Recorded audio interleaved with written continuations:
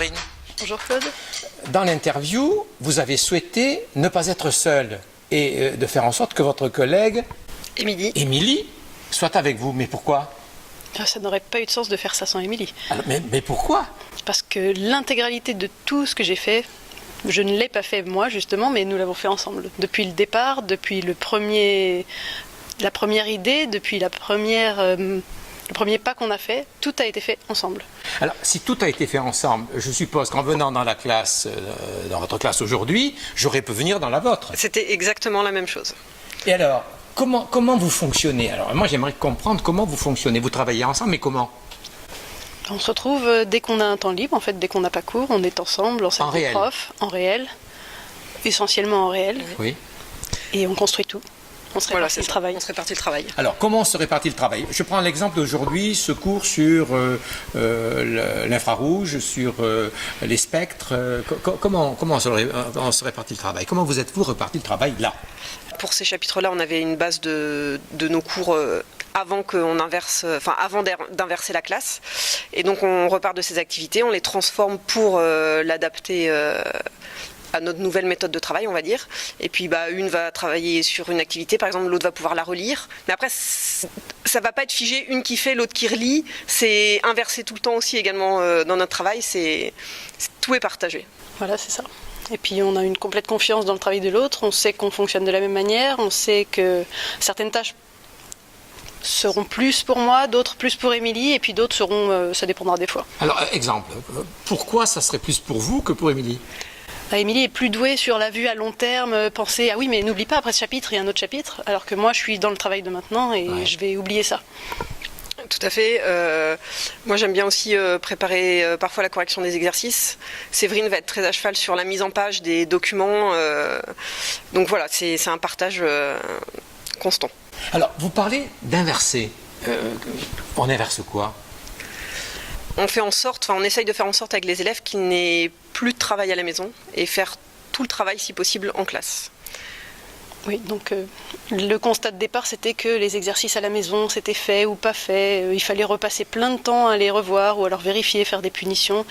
Et au final, on passait du temps à faire la police, on passait du temps à recorriger des exercices que certains avaient déjà fait en ayant tout compris. Donc on perdait plein de temps. Et on s'est dit, faisons tout en classe. En faisant tout en classe, ceux qui sont forts et qui arrivent vite vont du coup pas perdre de temps à la maison à l'avoir fait une première fois, ni perdre de temps en classe à attendre que la correction soit faite pour les autres alors qu'ils avaient tout compris.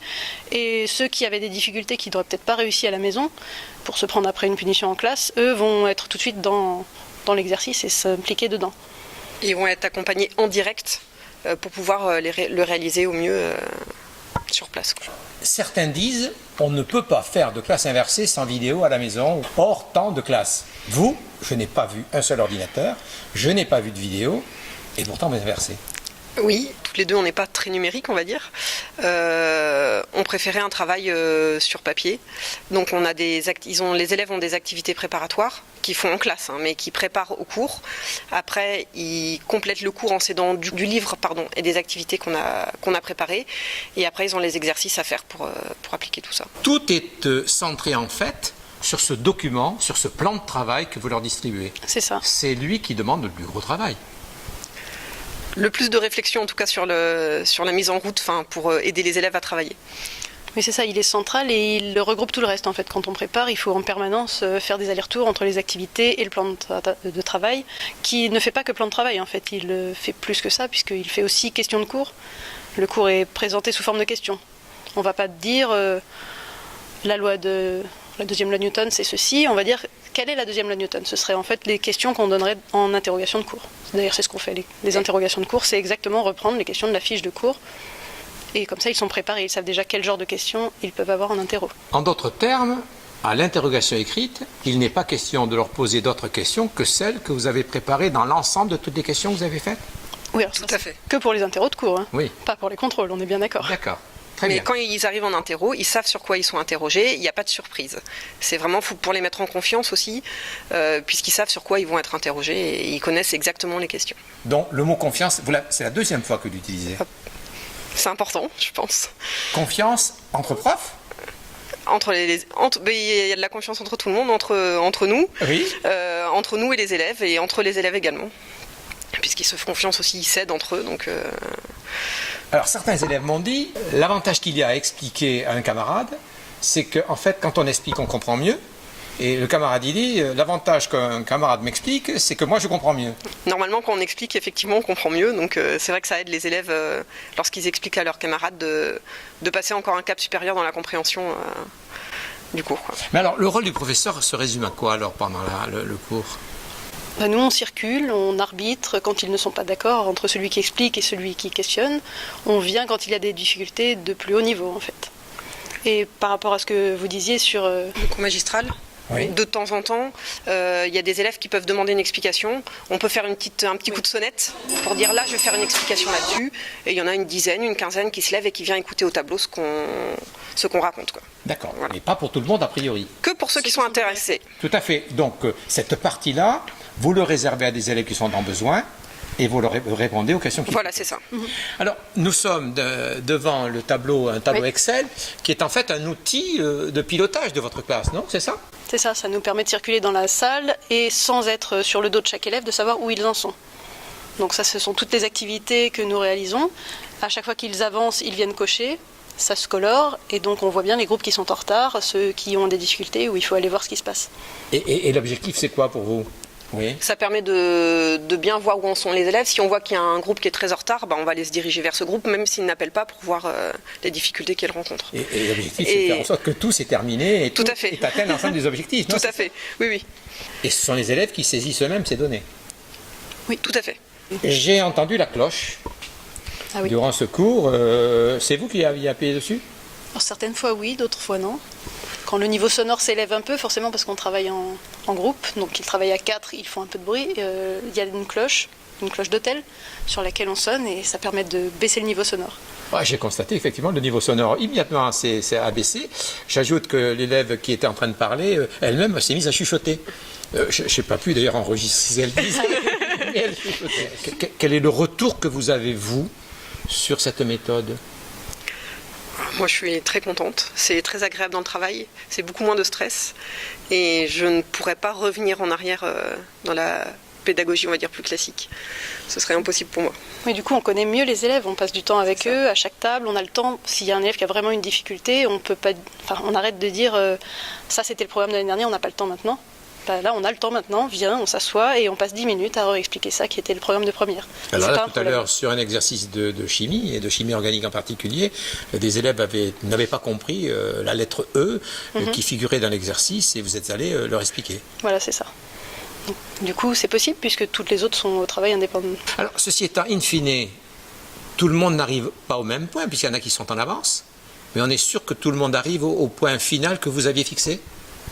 Alors là, toute la fin, tout ce qui est en gris, Oui. c'est le travail supplémentaire. Il n'est pas obligatoire pour tout le monde. Donc l'objectif, c'est qu'à la fin du chapitre, tout le monde ait au moins fini la partie blanche de ce qui est obligatoire. Et le reste, c'est pour ceux qui sont en avance, pour se former un peu plus, des problèmes de bac, qui sont disponibles aussi dans des classeurs là-bas. Des fiches de révision que vous avez vues aussi. Donc tout ça, c'est en fonction du temps qu'ils ont.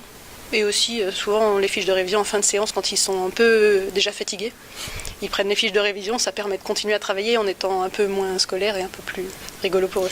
Alors, quels sont les projets pour vous aujourd'hui là? C'est abouti ça ou on peut aller plus loin?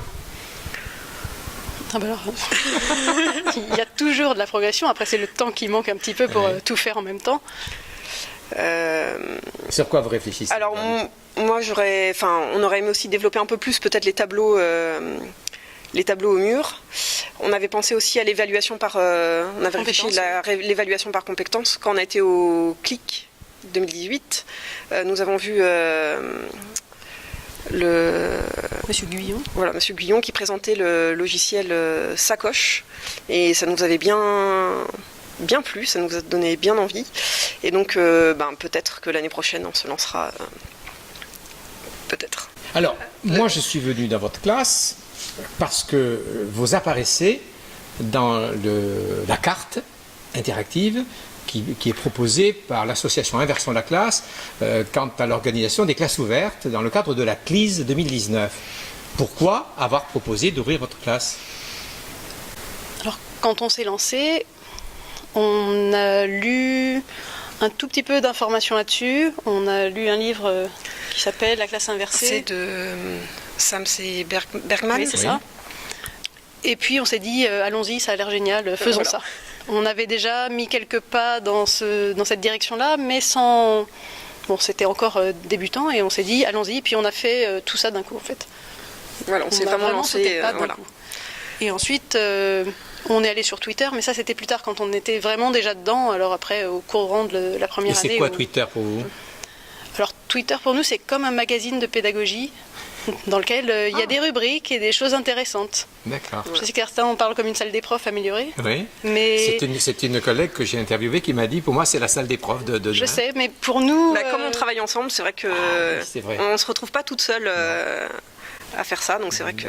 Et l'association Inversion la classe, elle vous apporte quoi? Alors on la connaît pas encore très très bien. Non, voilà. Ça fait pas très longtemps qu'on s'est lancé. Ça nous a apporté le clic, Oui. bien sûr. Et alors vous avez trouvé quoi au clic?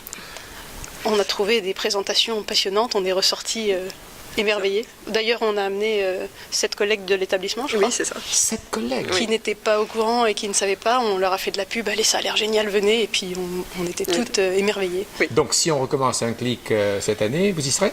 Ah bah, Il faudra peut-être nous montrer un petit peu ce que vous faites, peut-être, non? Ce sera avec plaisir, avec oui. plaisir. Merci beaucoup à vous deux. Merci à vous. Merci.